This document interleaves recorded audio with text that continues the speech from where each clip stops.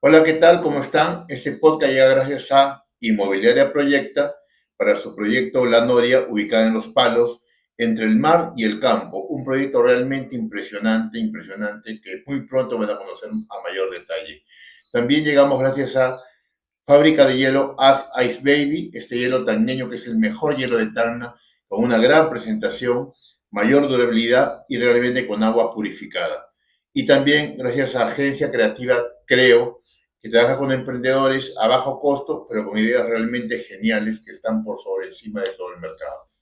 Bien, hoy día es miércoles 23 de abril, día del idioma, día del libro también, y al menos estamos contentos. Algo bueno tenía que pasar en el Perú en los últimos tiempos, que estamos de capa caída realmente con todo lo que pasa, sobre todo en el tema político, que es todo es corrupción y sobre todo sinvergüenzura, ¿no? O sea, ya han perdido totalmente la vergüenza los políticos y hacen lo que les da la gana realmente. Bueno, como siempre ha sido, pero en este caso está mucho más explícito la corrupción y la desfachatez para hacer las cosas, ¿no?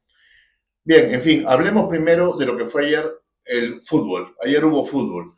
Yo lo digo siempre, ¿no? No creo que el peruano haya nacido por el fútbol, pero esas pequeñas alegrías nos ayudan a seguir viviendo, nos ayudan a seguir confiando y a seguir sobre todo ilusionando, sobre todo a los más jóvenes, a los más chicos, a los que se ilusionan realmente, ¿no? Nosotros ya estamos ya curados de todo susto, ya no creemos en nada de lo que tenga que ver con fútbol, pero al menos los chicos se emocionan y está bien, tienen todo el derecho a emocionarse y a vivir las experiencias que alguna vez hemos vivido.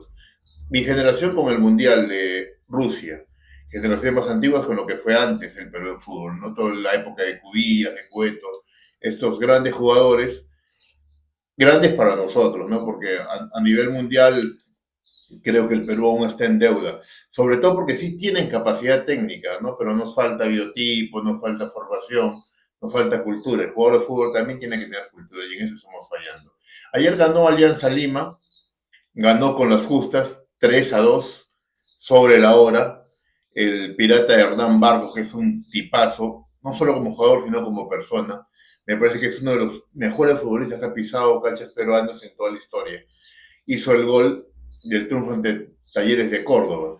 Este equipo que en Argentina no gana una, ese equipo que es de muy bajo nivel realmente para lo que es el fútbol argentino y que no muestra figuras pues descollantes, ¿no? Un equipo que vino a jugarle Alianza Lima y Alianza tuvo un primer tiempo muy bueno, muy bueno. En el segundo tiempo, lamentablemente, pues como siempre nos confiamos, y un penal de un muchacho que ahora no me recuerdo el nombre, pero un penal que no tendría por qué ser penal porque no significaba ningún peligro de gol, dio el pie para que Talleres meta un segundo gol y nos arrincone. Casi nos ganan ayer, casi nos ganan.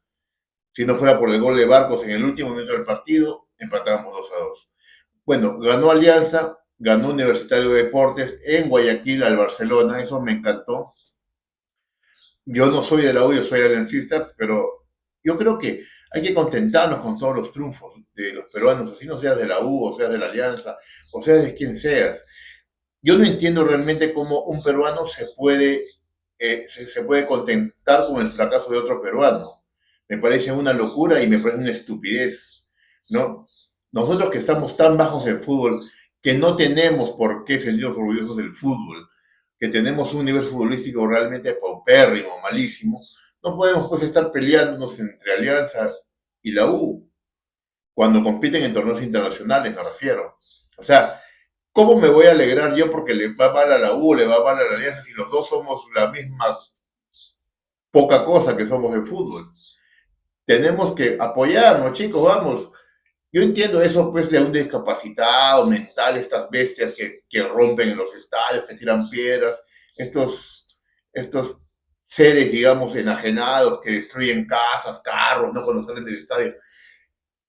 De ellos lo entiendo porque son gente que está sumida en procesos de drogas y en alcohol y son locos y están con los cerebros quemados. Pero no lo entiendo en gente que es inteligente, que es profesional, gente que es decente, que tenga esos sentimientos de querer hundir al rival y de hablar mal y de desearle que pierda. Si todos representan al Perú realmente, ¿no? Están representando al Perú. Si escuchan ahorita mientras transmito aquí, mientras hago este podcast, hay unos pajarillos cantando, porque como yo estoy en el tercer piso, hay unos huequitos arriba del techo en donde se llena de gorriones, estos pajaritos tacneños, que le decimos pajaritos en Tacna, que también llamados pichunchos, algunos que tienen la crestita, y se llena el techo de ellos y me acompañan todos los días con sus cantos a toda hora. Yo como trabajo acá, yo acá tengo mi estudio, tengo mis máquinas, acá trabajo, entonces todo el día me acompañan estos pichunchos. Y es genial porque me hace acordar cuando yo era pequeño y nos íbamos a caminar por los callejones tagneños, que no son igual a los limeños ni a los arequipeños, son callejones, acá le llamábamos a esos caminos de tierra enmarcados en caña brava, en árboles, y esos callejones mágicos que han ido desapareciendo. Hay unos poquitos aún por Pacheco Césped, por el Cima, la parte de atrás, hay unos pocos callejones que se niegan a desaparecer y que realmente para los tagneños han sido los sitios donde uno de pequeño iba a recorrer, a explorar con amigos. Yo me acuerdo que iba con varios amigos a jugar, inclusive a la guerra, esos callejones donde habían acequias aún, ahí por el rancho San Antonio, por Billinghurst, por Miller, para adentro, ¿no? Entonces era un mundo realmente fascinante para nosotros, para los que somos tan niños y para que hemos vivido esa infancia. El mismo hecho de salir de tu barrio a explorar ese tipo de callejones era otra historia, la pasabas muy bien. Claro que había perros, uno podía entrar a sacar fruta inclusive a las chacras, los perros te perseguían, si te agarraban te destrozaban, pero bueno, era el riesgo, era la niñez, era preciosa esa niñez que hemos vivido. Y bueno, así, hablando de fútbol, me fue a los pájaros y después me fue a los callejones. Bien, otra cosa que les quería comentar también es que eso que pasó con Francisco, con el Papa, ya fallecido lamentablemente, seguramente va a traerle a la iglesia muchos problemas, porque ustedes saben que el Papa Francisco era un papa más de pensamiento socialista, izquierdista, ¿no? Un papa un poco liberal para, digamos, para la cúpula católica, pero que tuvo que luchar y que dio sus ideas claras y siempre en defensa del pobre, del migrante, del que sufre. Y me pareció genial lo que hizo en estos años en algunas cosas. Otras sí hay cosas que también se le pueden criticar, ¿no? Pero lo que les quería contar es que la iglesia, la parte más derechista, la parte más fundamentalista, la parte más ortodoxa, digamos, de la iglesia, había perdido mucho terreno con ese papa. Y yo creo que la misión ahora de ellos va a ser recuperar ese terreno perdido, ¿no? Ese papa se abrió mucho a todos los grupos, a, los, a las minorías, como les llaman, ¿no? Y realmente tenía un pensamiento liberal para lo que ha sido la historia de la Iglesia Católica.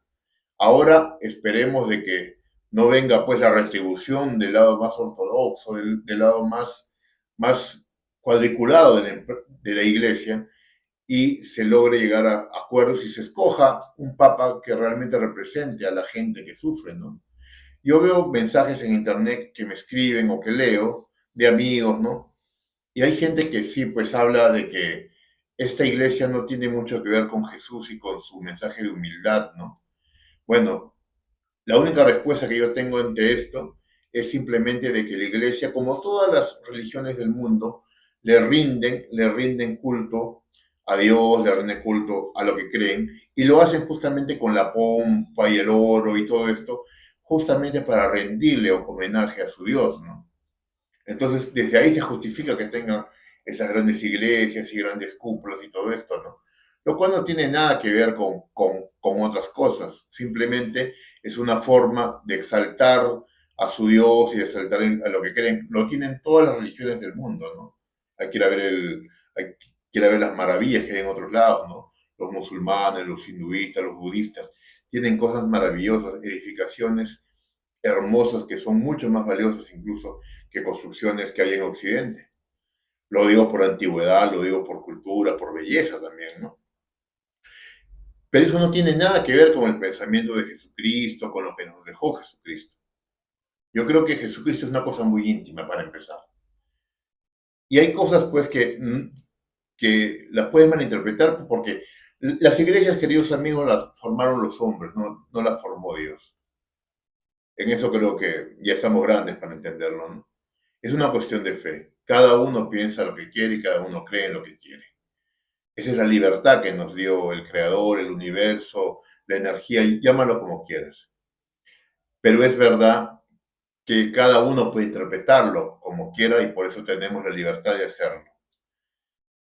Pero hay que pensar sobre todo que ninguna iglesia va a representar realmente a Dios como uno lo siente en el corazón. Cada uno tiene su pensamiento de Dios, cada uno tiene su concepto y cada uno lo puede buscar en donde quiera.